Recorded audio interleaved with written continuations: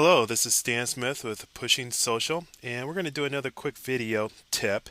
And this tip is going to be on how to install a WordPress plugin for your blog. Okay, so this is going to be a quick lesson. This is actually pretty easy to do, and I'll show you maybe two ways of getting this done. Of course, I'll show you the slightly more difficult way, or the way that takes a little bit more steps, just so you understand how to do the math, so to speak. And so if you run into any trouble doing it the easier way, you'll have a way to you'll have another way to use to get yourself going so you don't get stuck. So I'll show you the slightly more complicated way, and then we'll go in and I'll show you a quick and easy way to install a WordPress plugin. So let's get started.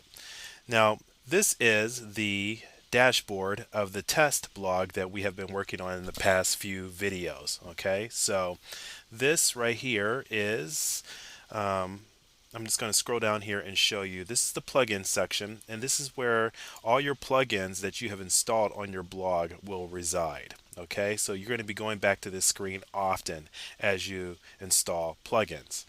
Now, I'm going to show you how to install the all-in-one SEO pack plugin, which is widely understood or accepted as being one of the plugins that you absolutely have to have on your blog. And this handles all of those search engine optimization chores that most people hate to do. And this kind of does it automatically for you. So what you want to do is go ahead and download the plugin from here.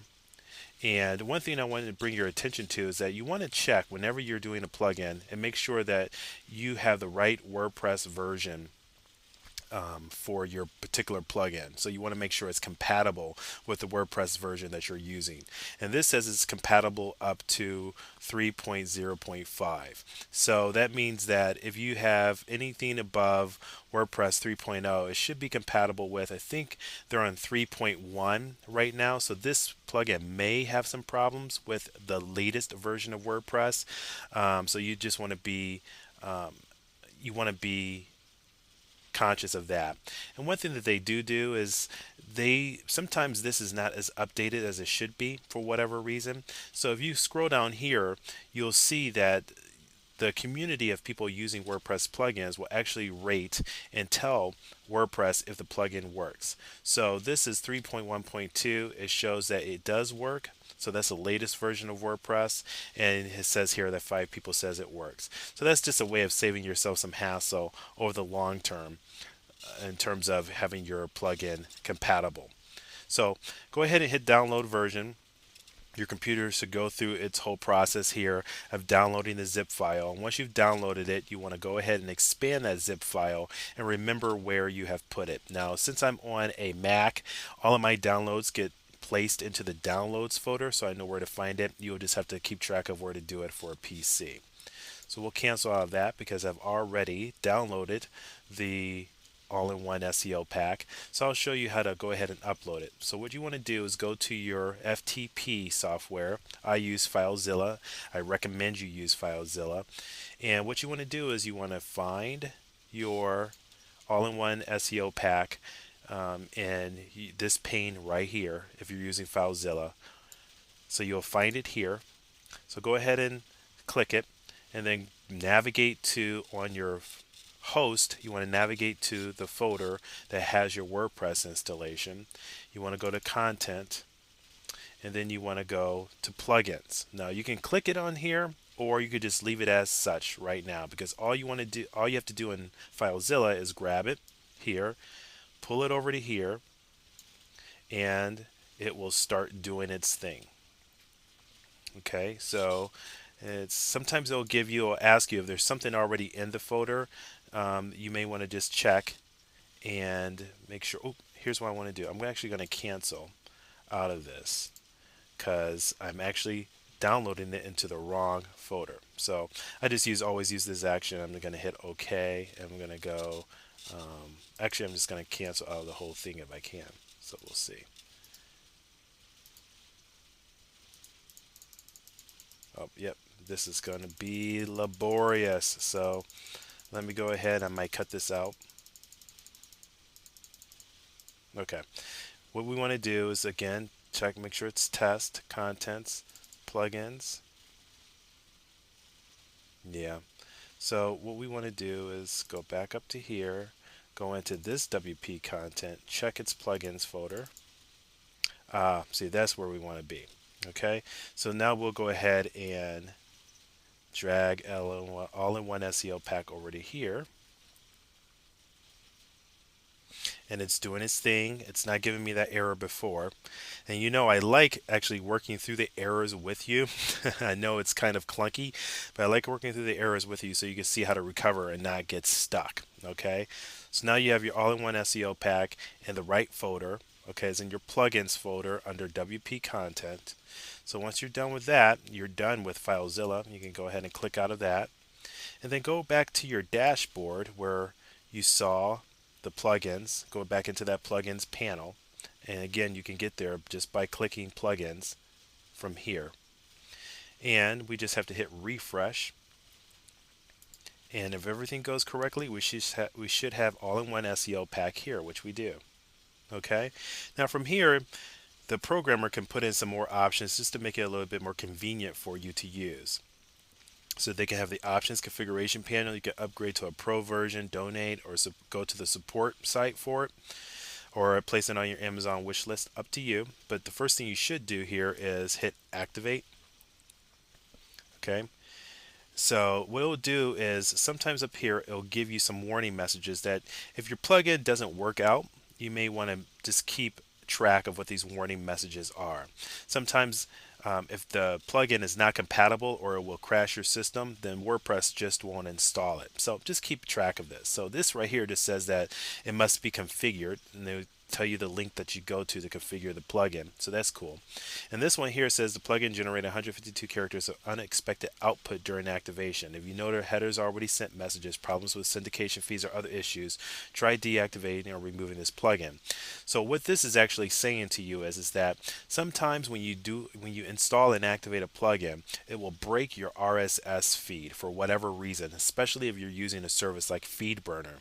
And this happens often enough that what all-in-one SEO is saying to you is that there could be a problem, so you may want to go ahead and check your RSS feeds if you have a problem moving forward. And if you do have a problem with your RSS feed, then all-in-one SEO could be the culprit. That's just a really cool way for the programmer just to save you some problems in the future. 9 times out of 10, this is not a big problem, but it's nice to know that you want to keep track of that. So I'm going to go ahead and go to the admin page and configure the plugin. Now for all-in-one SEO, there's not a lot to configure. As a matter of fact, I might do a video about this later on. There's a lot of great tutorials about all-in-one SEO, but what I usually do is I leave everything pretty much the same and I just hit update options. Okay.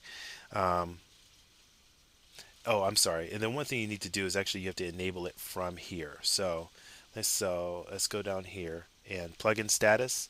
You actually have to hit enabled. Okay. So you do have to change that one piece. And then you're all set to go. So if you go into your plugins, you will see all-in-one SEO is actually activated, and the configuration for all-in-one SEO is actually under settings. So it might look like this when you initially go to your dashboard.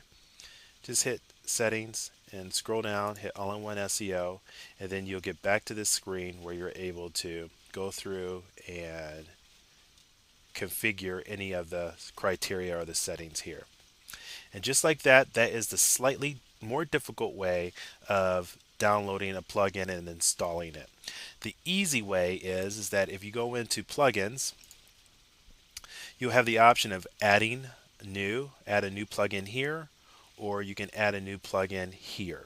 Okay, so let's say you want to do it this way. So you get to go to add new. You actually can search for the plugin you want. So another great plugin that I use a lot is called Editorial Calendar. And you can go ahead and hit return, and we'll actually go to wordpress.org and search for that particular plugin for you. Okay, this is the one I want. So I can hit install now from here, hit OK, and it will bring up my FTP information, and then I can hit proceed, and it will go ahead and download that plugin and actually install it for me.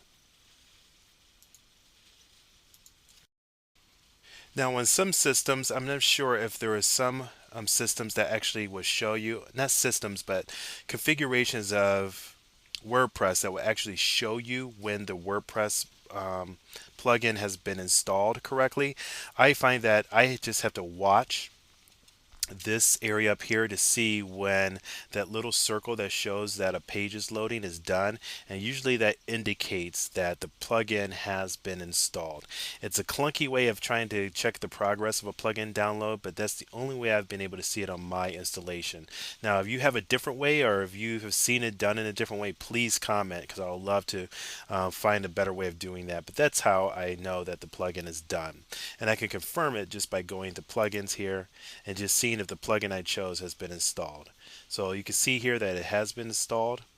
I will go ahead and activate it, and it says plugin activated, and I'm good to go. And the editorial calendar plugin actually shows in under posts, under calendar, because that's where you would use it to schedule new posts or to keep your editorial calendar for your posts. So that is how to install your own WordPress plugin. Again, this is Stan Smith at Pushing Social, and I'm super excited that you're going through this series, and I will continue to put new posts up there or new videos as I come up with new ideas and new things I think you need to learn.